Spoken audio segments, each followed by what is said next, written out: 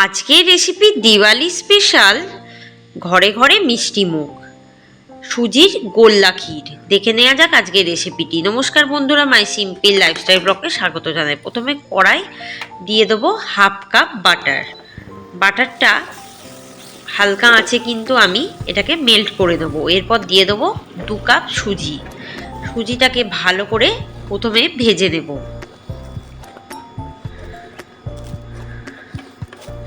মাত্র কয়েকটি উপকরণ দিয়েই তৈরি হয়ে যায়, বানানো খুবই সহজ।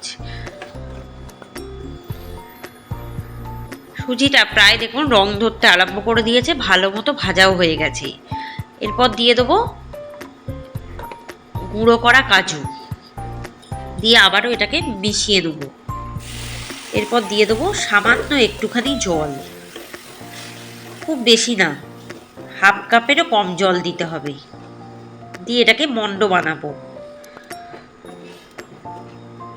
মানে একটু ঝরঝরে, যাতে জলটা না থাকে আর সুজিটাও সিদ্ধ হয়ে যায়।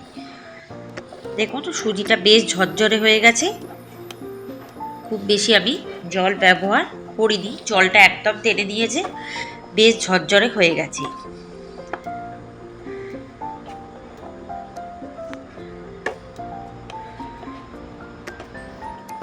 যতক্ষণ না আরেকটু ঝরঝরে হয় ততক্ষণ কিন্তু এটাকে লো আঁচে রান্না করতে হবে। এবার এটাকে নামিয়ে 15 মিনিট ঠান্ডা করে নেব। এরপর দিয়ে দেবো 2 টেবিল চামচ ময়দা আর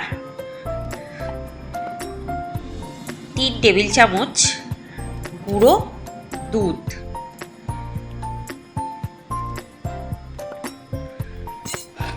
প্রায় মোটামুটি 1 কাপ মতো আমি গুঁড়ো দুধ ব্যবহার করছি। দিয়ে ভালো করে এটাকে চটকে চটকে মাখবো।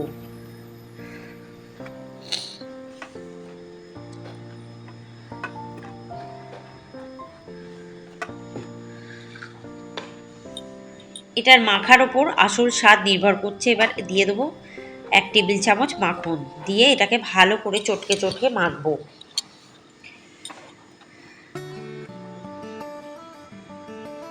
দেখুন বেশ ভালোভাবে মাখা হয়ে গেছে চটকে চটকে। এবার হাতের সাহায্যে আমি গোল্লা পাকাবো।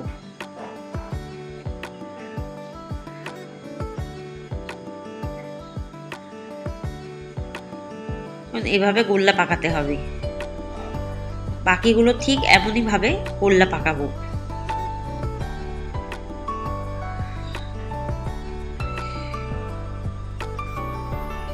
দেখুন গোল্লাগুলো একদম তৈরি হয়ে গেছে। এবারে কড়ায় 1 কাপ সাদা তেল ঢেলে দেবো। তেলটা গরম হয়ে গেলে গোল্লাগুলো ভাজার জন্য দিয়ে দেবো। আঁচটাকে মিডিয়ামে রেখে ভাজবো, তাহলে কোনো দিকেই কাঁচা ভাব থাকবে না, ভালোভাবে ভাজা হবে।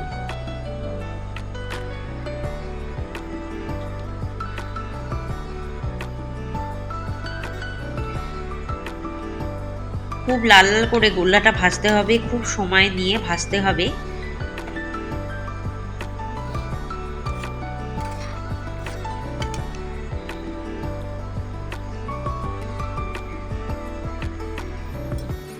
কোনো রকম তাড়াহুড়ো করা যাবে না, একদিকটা ভালো করে ভাজা হলে অপর দিকটা কিন্তু আস্তে করে উল্টে দিতে হবে।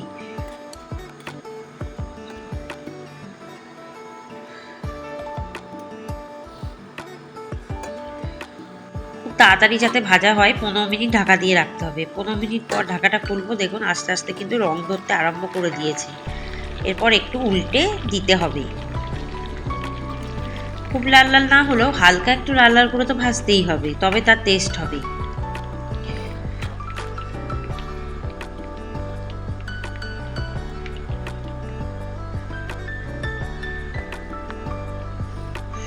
এভাবে উল্টে পাল্টে ভালো করে লাল লাল করে ভাজতে হবে। দেখুন ভাজার পর কালারটা কেমন কত সুন্দর চেঞ্জ হয়ে গেছে। এবার আস্তে করে উল্টে দিতে হবে সব গোল্লাগুলোকে। তেলের মধ্যে সুজির অনেক গুঁড়ো গুঁড়ো থাকবে, কোনো অসুবিধা নেই, এইভাবেই ভাজতে হবে।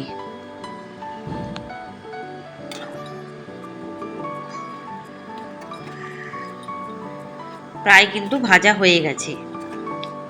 আরও 15 মিনিট এটাকে ভাজলেই গোল্লাগুলো ভাজার জন্য রেডি হয়ে যাবে। গোল্লাগুলো একদম ভাজা হয়ে যাবে। দেখুন এবার বেশ লাল লাল হয়ে গেছে। কয়েকটি আমি তুলে দিচ্ছি একটি পাত্রে। তেলটাকে একদম ঝারিয়ে ঝারিয়ে তুলতে হবে।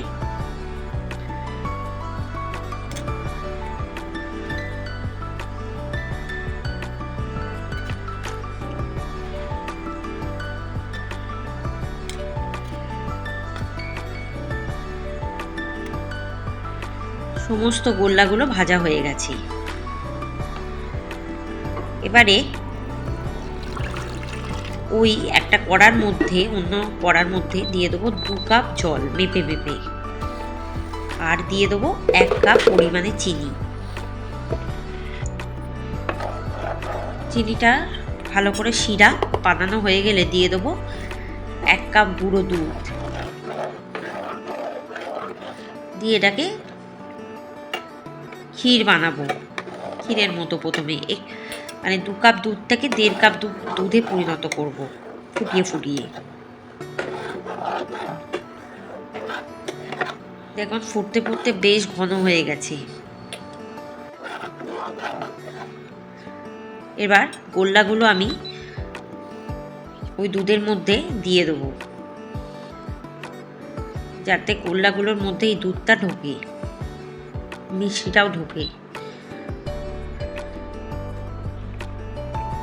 তেলের মধ্যে যে গুঁড়ো গুঁড়োগুলো থাকবে সুজির, গোল্লাগুলো ভাজার পর সেগুলো রেখে দেবো, আর এই দুধের মধ্যে ঢেলে দেবো যাতে দুধটা ঘন হয়। এটাকে হালকা আঁচে উল্টে পাল্টে রান্না করব যাতে গোল্লাগুলো নরম হয়।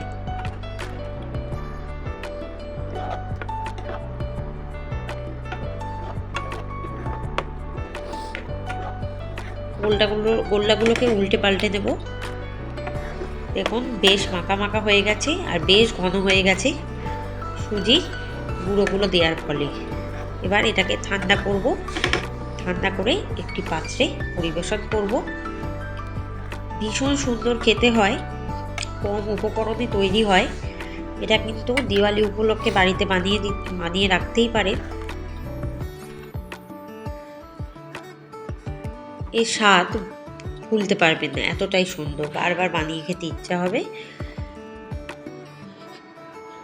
রেসিপিটি ভালো লাগলে কমেন্টে জানাবেন, বেল আইকনে ক্লিক করবেন, চ্যানেলটিকে সাবস্ক্রাইব করে এগিয়ে নিয়ে যাবেন। অনেক নতুন নতুন রেসিপি আসছে, তাই চ্যানেলে চোখ রাখুন। ভালো থাকুন, সুস্থ থাকুন, সাবধানে থাকুন, আর ভালোভাবে কালী পুজো আর দিওয়ালি সেলিব্রেট করুন, সাবধানে থেকে সুস্থ থেকে।